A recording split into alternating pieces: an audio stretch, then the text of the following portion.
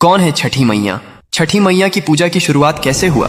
जब सृष्टि की शुरुआत हुई तब ब्रह्मा जी ने अपने कमंडल से जल उंडेला और सृष्टि का निर्माण प्रारंभ किया, लेकिन सृष्टि अधूरी थी। पुरुषों के बिना स्त्री शक्ति का अभाव था। ब्रह्मा जी ने स्वयं को दो भागों में विभाजित कर लिया, एक पुरुष भाग जो सृष्टि का आधार बना और दूसरा स्त्री भाग जो प्रकृति देवी के रूप में प्रकट हुई। यह प्रकृति देवी ही सृष्टि की अधिष्ठात्री थीं, जिन्होंने स्वयं को 6 भागों में विभाजित कर लिया। इन 6 भागों को षड्मातृकाएं कहा जाता है, लेकिन छठी मैया का स्वरूप इनसे अलग और विशेष था। वे ब्रह्मा जी के मन से उत्पन्न हुई। मार्कंडेय पुराण में स्पष्ट उल्लेख है कि सृष्टि के छठे दिवस पर ब्रह्मा जी ने उन्हें जन्म दिया ताकि वे संतान की रक्षा का दायित्व संभालें। ब्रह्मा जी के मन से उत्पन्न हुई, इसलिए मानस पुत्री कहलाती हैं। ब्रह्म वैवर्त पुराण में बताया गया है, जहाँ छठी मैया को सूर्य देव की बहन बताया गया है। सूर्य देव ने अपनी बहनों की रक्षा के लिए छठी मैया को विशेष शक्ति प्रदान की। कथा के अनुसार जब सूर्य देव अपने रथ पर सवार होकर आकाश में विचरण कर रहे थे तो राक्षसों ने देवलोक के बच्चों को नुकसान पहुंचाना शुरू कर दिया। सूर्य देव ने अपनी छोटी बहन